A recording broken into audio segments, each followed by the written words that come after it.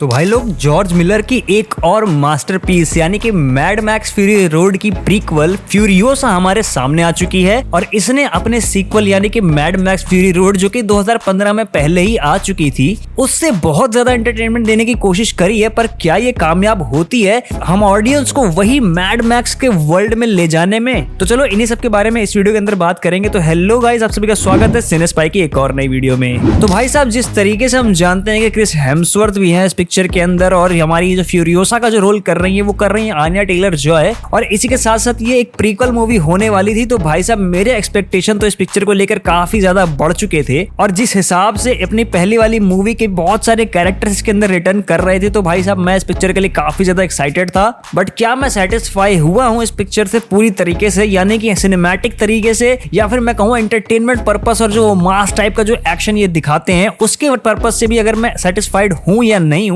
ये चीज मैं तुम लोग को बताऊंगा इस वीडियो के अंदर प्रॉपर रिव्यू देकर। तो किसी की झगड़े में फंसकर अपने हाथ पैर नहीं कटवा लेते हैं। Let's get started. तो प्रीक्वल होने वाली है, लाइक जो बेसिक डिटेल्स मैंने तुम्हें भी बताई ना कि अपनी ये जो आन्या टेलर जॉय है ये अपनी चार्लिज थेरॉन जो एम्परेटर फ्यूरियोसा का रोल करती हैं, ये उनका रोल करने वाली है और इसमें क्रिस हेम्सवर्थ भी होने वाले हैं। तो बस मैं इतनी बेसिक डिटेल लेकर गया था थिएटर के अंदर और इवन मैंने इस पिक्चर के ट्रेलर्स वगैरह भी नहीं देखे थे, जो सिर्फ छोटे छोटे प्रोमोस वगैरह आ रहे थे ट्विटर वगैरह पे, बस मैंने उन पर ही हल्की सी नजर डाली थी। बस मैंने थोड़ा सा लुक देख लिया था कि ये पिक्चर कैसी दिखने वाली है और मैंने तुरंत मन बना लिया था क्योंकि मुझे पहली वाली जो मैड मैक्स फ्यूरी रोड है वो बहुत ज्यादा पसंद आई थी। बट मुझे यार उस पिक्चर से बस थोड़ी सी यही प्रॉब्लम रहती है कि भाई वो पिक्चर मुझे काफी ज्यादा स्लो लगती थी क्योंकि अपने वो कैरेक्टर एस्टैब्लिश करने में बहुत ज्यादा टाइम लेती है। बट वो पिक्चर जो है पहली पिक्चर थी इस फ्रेंचाइज की, यानी कि रिबूट सीरीज की पहली पिक्चर थी, तो भाई मैं उसको ज्यादा ब्लेम नहीं कर सकता इस स्लो कैरेक्टर बिल्डिंग और ये जो पूरा वर्ल्ड है उसको बिल्ड करने के लिए जो स्लो पेस पकड़ के चलती है, मैं उसको पूरा तरीके से मैं ब्लेम तो नहीं कर सकता हूँ क्योंकि भाई मैड मैक्स फ्यूरी रोड ने जो रोड पेव करी थी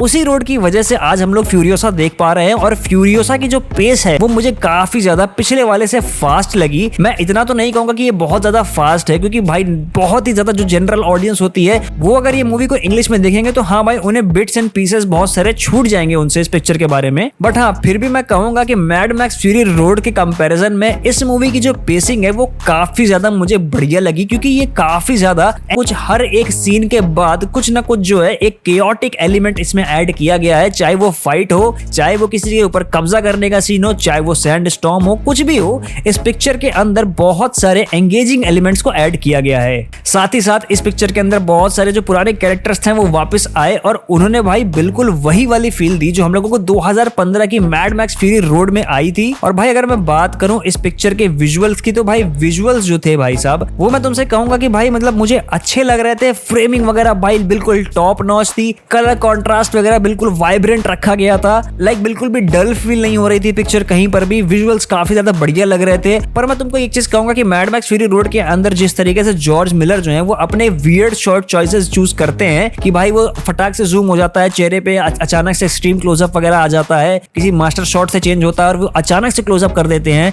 और वही सब जो सीन्स थे ना मुझे यहाँ पर थोड़े से वियर्ड लगते हैं क्योंकि मुझे पहली वाली के अंदर भी थोड़े से वियर्ड वो लग रहे थे। अब अगर मैं कहूँ कि भाई वीएफएक्स जो है वो बहुत ज्यादा टॉप नॉच है तो मैं कहूंगा कि हाँ भाई वीएफएक्स का काम जो किया गया है पिक्चर में वो बहुत ज्यादा किया गया है और वो बहुत सारे एक्शन सीन कॉस्ट कटिंग करी गई है बहुत जगहों पे जो कि फील हो जाती है। आई मीन तुम्हें बहुत जगह पे कहीं पर जूम इन जूम आउट हो रहा होगा तो तुम्हें मालूम पड़ जाएगा कि भाई जो पीछे है वो पूरा ग्रीन स्क्रीन लगा हुआ है। बट हाँ मैं एक नॉर्मल थिएटर में देख के आया हूँ, क्या पता वो आईमैक्स के अंदर कुछ और फीलिंग आ रही होगी लोगों को, और 3D में रिलीज हुई है नहीं हुई है मुझे पता नहीं है क्या सीन है भाई। तो भाई मैं इतना ही बता सकता हूँ कि मैंने नॉर्मल थिएटर में देखा है, आई मीन पीवीआर के अंदर 2D में इंग्लिश में, और भाई मुझे बहुत मजा आई है क्योंकि भाई इस मूवी का जो साउंड इफेक्ट और जो म्यूजिक था वो बहुत ज्यादा ग्रैंड और एपिक फील हो रहा था। इवन एक्शन सीन्स के अंदर मैं बता रहा हूँ भाई बहुत ज्यादा ग्रैंडनेस आ चुकी थी और इवन इनके जो साउंड इफेक्ट्स थे वो बहुत ज्यादा ऑथेंटिक और रियल फील हो रहे थे। साथ ही अगर बात करूं मैं स्टोरी की, क्योंकि स्टोरी जो है वो सबसे ज्यादा इंपॉर्टेंट पार्ट है इस पिक्चर का और वो स्टोरी जो है वो बहुत ज्यादा इंटरेस्टिंग है क्योंकि भाई हम लोगों ने चार्लिज थेरॉन का जो कैरेक्टर थी फ्यूरियोसा उसकी जो पास्ट लाइफ थी वो हम लोगों ने नहीं देखा था मैड मैक्स फ्यूरी रोड में, जो कि उस पिक्चर का एक माइनस पॉइंट था क्योंकि हम लोग उस कैरेक्टर को पूरी तरीके से नहीं पहचान पाए थे उस पिक्चर के अंदर। कुछ ना कुछ एक खोखलापन सा रह गया था उस कैरेक्टर के बारे में, जो कि यहाँ पर पूरा किया गया है। I mean, उसका जो एक रिवेंज वाली जो भावना थी और उसको घर जाने का जो एक जज्बा था, लाइक उसका जो एक मकसद था कि मुझे घर जाना है,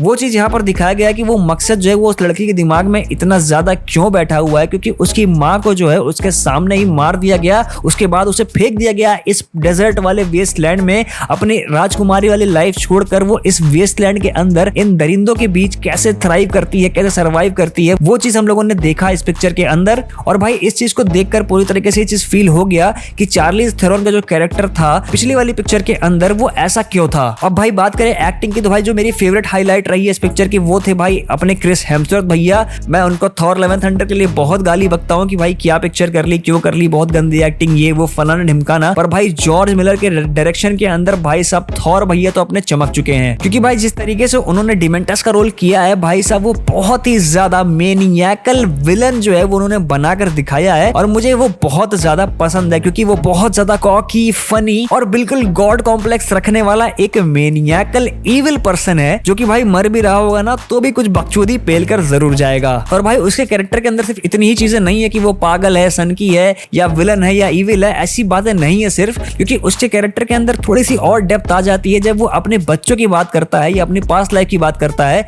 अभी ये चीज क्लियर तो है नहीं कि वो सच बोल रहा है या फिर आन्या टेलर जॉय के कैरेक्टर को सिर्फ चकमा देने के लिए कह रहा है, पर अगर वो बात सच है तो भाई उसके कैरेक्टर के अंदर काफी ज्यादा डेप्थ आ जाती है। और वो चीज हम लोगों को ये भी दर्शाती है कि भाई इस वेस्टलैंड के अंदर सभी जो रह रहे हैं, सभी जो विलन्स हैं जिनको हम इविल समझ रहे हैं या जो भी है, वो भाई उनके कहीं ना कहीं पीछे जो है उनकी पास्ट लाइफ के मोटिव्स जो हैं वो छुपे हुए हैं। हर पर्सन के अपने अपने मोटिव्स हैं, हर पर्सन के अपने अपने सर्वाइविंग स्किल्स हैं, क्योंकि भाई यहाँ पर तो लास्ट मैन सर्वाइविंग वाला जो है वो इंस्टिंक्ट सबके अंदर बना हुआ है। और कौन इस वेस्टलैंड के अंदर थ्राइव करेगा, कौन अपने किंगडम को रूल करेगा, वही चीज, वही एक होड़ जो होती है ना, वो चीज यहाँ पर लगी हुई है। और सब लोग भाई सर्वाइवल के लिए ही अपना काम कर रहे हैं इस वेस्टलैंड के अंदर। इवन डिमेंटस का भी जो पूरा का पूरा सीन होता है वो पूरा का पूरा यही रहता है कि भाई साहब उसको जो है वो इन सब के ऊपर कब्जा करना है, उसको अपने कबीले को जो है वो प्रॉपर खाना, फूड वगैरह देना है, और एक अपनी जो गॉड वाली लाइफ वो जी रहा है ना अपने दिमाग के अंदर, एक गॉड कॉम्प्लेक्स वाली, उसको उसे सेटिस्फाई भी तो करना है, उस ईगो को भी तो सेटिस्फाई करना है। तो भाई साहब यही सब चीजें जो है वो डिमेंटस के कैरेक्टर को जो है वो बहुत ज्यादा, और यही सब चीजें जो है वो डिमेंटस के कैरेक्टर को एक और डेप्थ देती है, जो कि भाई मुझे बहुत ज्यादा पर्सनली पसंद आया। और भाई पिक्चर की हाईलाइट तो मेरे लिए क्रिस हेम्सवर्थ ही रहेंगे, चाहे वो पिक्चर आन्या टेलर जॉय की रहे, क्योंकि आन्या टेलर जॉय ने इस पिक्चर के अंदर बहुत ही कम डायलॉग्स बोले हैं, सिर्फ फेस से अपनी एक्टिंग करी है। और मैं ये नहीं कह रहा कि वो खराब है, पर भाई मुझे जो है वो क्रिस हेम्सवर्थ का एक्टिंग बहुत ज्यादा पसंद आया। लाइक मैं तुम्हें ऐसे बहुत ज्यादा तारीफ तो नहीं करूंगा, क्योंकि मास्टरपीस होने के बावजूद इसमें छोटी मोटी, लाइक जो एक मैं कह सकता हूँ ना कि छोटे मोटे जो गलतियां हैं, या गलतियां भी नहीं कहूंगा, मैं उनको कहूंगा कि छोटी मोटी जो कमियां लगती हैं मुझे पर्सनली, वो मुझे लगती हैं भाई। पर इन सब के बावजूद मैं कहूंगा कि भाई जॉर्ज मिलर ने एक मास्टरपीस तो क्रिएट कर ही दी है विजुअल तौर पे, जो कि मुझे बहुत ही ज्यादा पसंद आई है। तो भाई ये थे मेरे इनिशियल थॉट्स इस पिक्चर को लेकर। बाकी तुम लोग बताओ कि तुम लोगों को कैसी लगी है ये पिक्चर। बाकी वीडियो पसंद आई तो लाइक कर देना। तुम लोग के कोई दोस्त जो कि मैड मैक्स के फैंस हो तो उनको मेरी वीडियो जरूर शेयर कर देना। और ऐसी मजेदार मूवी रिव्यूज देखने के लिए मेरे चैनल को सब्सक्राइब करना बिल्कुल मत भूलना। तो अब मैं भी चलता हूँ, मुझे बाइक चलानी है।